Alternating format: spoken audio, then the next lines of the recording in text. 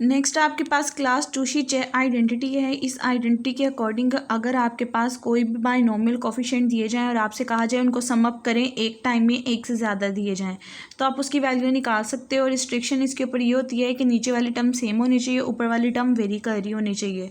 तो बजाय इसके कि आप सेपरेट उसको कैलकुलेट करो, दिस आइडेंटिटी को यूज़ करके आप डायरेक्ट इसका आंसर निकाल सकते हो। लेकिन इस आइडेंटिटी को यूज़ करने की एक ट्रिक होती है। ट्रिक ये होती है कि आपको पता है सबसे पहले तो कि एन का एन के साथ कॉम्बिनेशन आ जाए हर फॉर्म में, उसका आंसर आपके पास 1 के इक्वल होता है। यानी किसी भी दो चीज़ों का सेम का आ जाए तो उसका आंसर 1 होगा। स्टेप नंबर 1 इस आइडेंटिटी का ये होता है कि आपने स्टार्टिंग की वैल्यू देखनी है जो दोनों वैल्यू सेम हो। स्टार्टिंग की वैल्यू को सेकेंड वाले की फर्स्ट वैल्यू के साथ रिप्लेस कर देना है। यानी 2 की जगह आप लोग 3 लिख दोगे। जो इधर वैल्यू आ रही होगी उसके साथ आपने उसको रिप्लेस कर देना है। करने की रीज़न ये है कि आप इस तरह रिप्लेस कर करके उस पर पास्कल आइडेंटिटी लगाओगे। आपको पता है 2 का 2 के साथ कॉम्बिनेशन ले लो या 3 का 3 के साथ, दोनों का आंसर 1 आता है, इसलिए आप इस टर्म को इस टर्म के साथ रिप्लेस कर सकते हो। आपने देखा 3 आ रहा था, 3 के साथ स्टेप नंबर 1 के अकॉर्डिंग रिप्लेस कर दिया। अब दो पेयर को पास्कल आइडेंटिटी से सॉल्व करके हम इसका एट द एंड आंसर निकाल लेंगे। अब जब आपने इसको इसमें कन्वर्ट किया, इन दोनों के साथ 3 आ गया, इन दोनों को पास्कल आइडेंटिटी से सॉल्व कर सकते हैं। जो चीज़ सेम होती है उसमें 1 ऐड होता है, नीचे वाली बड़ी टर्म आ जाती है। इसी तरह इन दोनों पे पास्कल आइडेंटिटी लगाओगे, ऊपर वाली टर्म में 1 ऐड हो जाएगा तो 5 बन जाएगा, नीचे वाली टर्म में से बड़ी चीज़ 3 आ जाएगी। फिर इन दोनों पे पास्कल आइडेंटिटी लगेगी, 5 सेम है तो ऐड होके 6 हो जाएगा और नीचे 3 आ जाएगा। इसी तरह अगेन इसके ऊपर पास्कल आइडेंटिटी लग जाएगी। एट द एंड आइडेंटिटी लगाने के बाद एक सिंपल कॉम्बिनेशन में चेंज हो जाएगा जिसको सॉल्व करके आप डायरेक्ट बता सकते हो कि उसका क्या आंसर आ रहा है। ये आइडेंटिटी यूज़फुल है, अगर एक में ज़्यादा आपको कॉम्बिनेशन दिए जाए आप उसको सिंप्लीफाई कर सकते हो। अब यहाँ पे तो 5 6 7 के साथ है, समटाइम 100 के साथ भी आ सकता है। तो बजाय इसके आप डायरेक्ट अलग अलग सॉल्व करो, आप डायरेक्ट सॉल्व करोगे और इसका आंसर निकाल लोगे। उसके बाद नेक्स्ट आपके पास आ रही है एग्जांपल नंबर 25 के अंदर भी लेफ्ट हैंड साइड को राइट हैंड साइड के इक्वल शो करवाना है। यही आइडेंटिटी यूज़ करनी है। आपने लेफ्ट हैंड साइड लिखनी है। देखें लेफ्ट हैंड साइड में दोनों चीज़ें सेम आ रही हैं और यहाँ पे ऊपर r+1 आ रहा है। स्टेप नंबर 1 के अकॉर्डिंग r+1 को इन दोनों के साथ इंटरचेंज कर दोगे तो दोनों जगह r+1 लिख दिया। अब दो टर्म्स करके सॉल्व करते जाओगे, पहली 2 टर्म्स उठाओगे, दोनों में ऊपर वाली टर्म सेम है, 1 ऐड होकर r+2 बन जाएगा और नीचे बड़ी वाली चीज़ ये आ जाएगी। इसी तरह अगली 2 टर्म्स के साथ करोगे, n+2 में 1 ऐड होकर n+3 हो जाएगा और नीचे वाली भरी टर्म आ जाएगी। आप गौर करें कि नीचे वाली टर्म r+1 ही है, ऊपर वाली टर्म n+1 r+2 r+3 हो रही है। यानी एट द एंड एक ऐसा टाइम आएगा कि जब nth टर्म बन जाएगी तो ऊपर आपके पास r+n आ जाएगा और नीचे आपके पास r+1 ही रहेगा, क्योंकि नीचे वाली टर्म सब में फिक्स थी।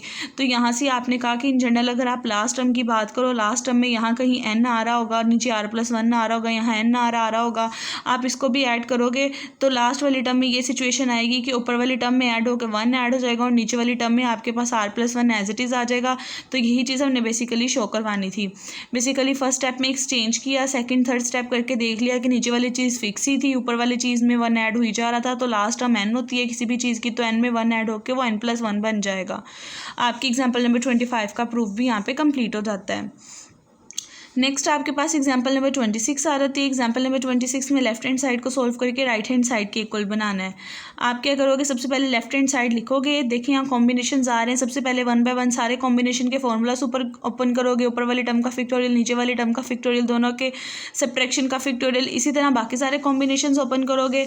कॉम्बिनेशन ओपन करने के बाद आपको पता है कि n+1 का n फैक्टोरियल से मल्टीप्लाई करो तो n+1 फैक्टोरियल बन जाता है।